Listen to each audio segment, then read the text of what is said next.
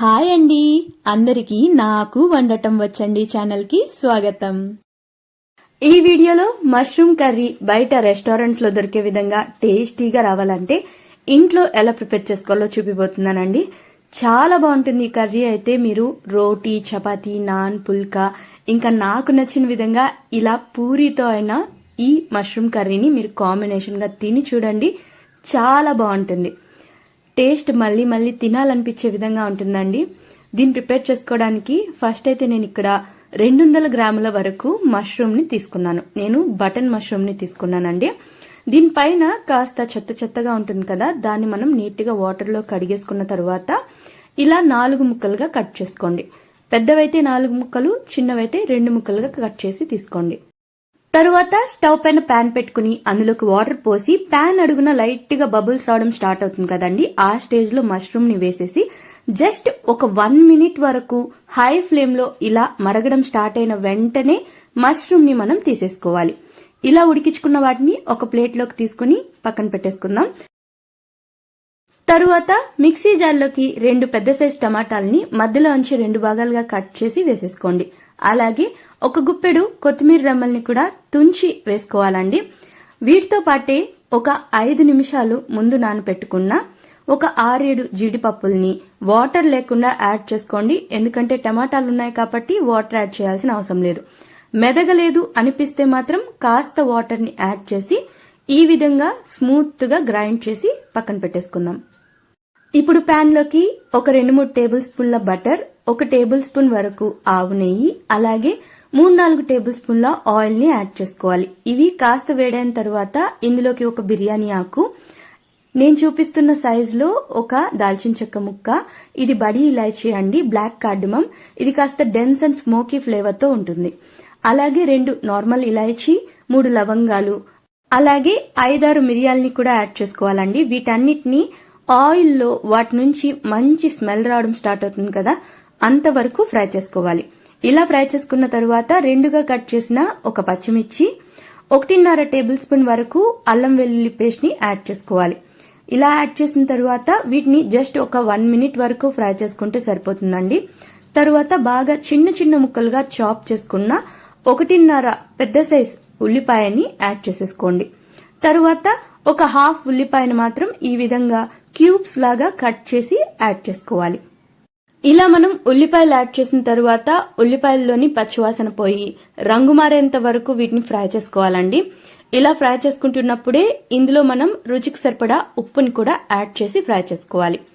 ఈ విధంగా మనము ఒక 2-3 నిమిషాల వరకు ఫ్రై చేసుకుంటే హై ఫ్లేమ్ లో చక్కగా ఉల్లిపాయలు అనేవి ఈ విధంగా రంగు మారిపోతాయి. ఇలా మారిన తరువాత మిగిలిన మసాలాలను వేసుకుందామండి.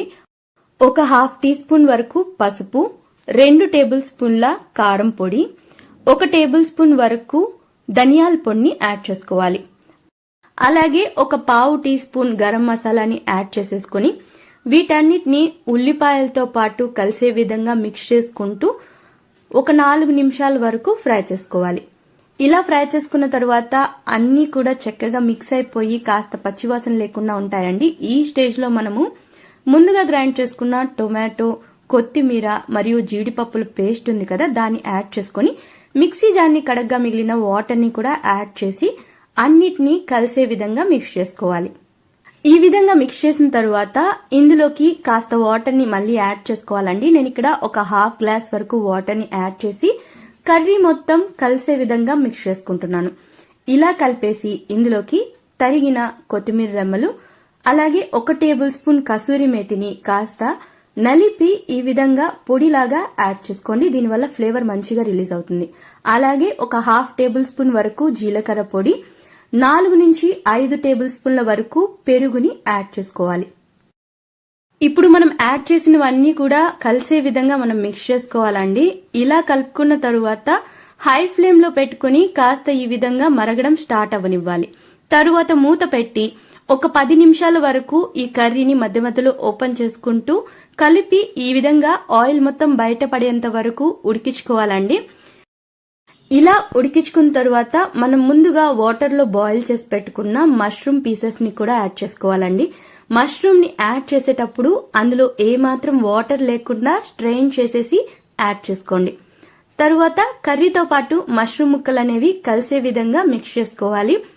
ఇప్పుడు 1 టేబుల్ స్పూన్ వరకు ఫ్రెష్ క్రీమ్ ని యాడ్ చేసుకోండి. క్రీమ్ కనుక లేకపోతే ఒక 1/2 టేబుల్ స్పూన్ వరకు చక్కెరని యాడ్ చేసుకుని కొన్ని తరిగిన కొత్తిమీర రెమ్మల పైన చల్లిన తర్వాత మూత పెట్టి మరో 10 నిమిషాల వరకు ఉడికించుకున్నట్లయితే ఈ కర్రీలో మనం యాడ్ చేసిన ఆయిల్ అనేది బయటపడి ఈ కర్రీ కన్సిస్టెన్సీ కూడా థిక్గా అవుతుందండి. ఈ స్టేజ్ వరకు ఉడికించుకున్నట్లయితే కర్రీలో ఎటువంటి పచ్చివాసన ఉండదు. తర్వాత స్టవ్ ని ఆఫ్ చేసి 1.5 టేబుల్ స్పూన్ వరకు క్రీమ్ ని యాడ్ చేసుకోండి. క్రీమ్ కనుక లేకపోతే నేను ముందుగా చెప్పినట్టు చక్కెరనే యాడ్ చేసుకోవచ్చు, లేదంటే జీడిపప్పుల్ని నానబెట్టిన తర్వాత స్మూత్ గా గ్రైండ్ చేసి కాస్త పాల్ని యాడ్ చేసి ఈ విధంగా మనం యాడ్ చేసుకున్నట్లయితే కర్రీ టేస్ట్ చాలా బాగుంటుంది. తర్వాత అన్ని కలిసే విధంగా మిక్స్ చేసుకోండి. మనం చేసుకునే కర్రీ మంచిగా టేస్ట్ రావాలంటే, బయట రెస్టారెంట్స్ లో కానీ డాబాలో తిన్న విధంగా టేస్ట్ రావాలంటే కర్రీని మనం ఎక్కువసేపు ఇలా థిక్గా అయ్యేంత వరకు తప్పకుండా ఉడికించుకోవాలండి.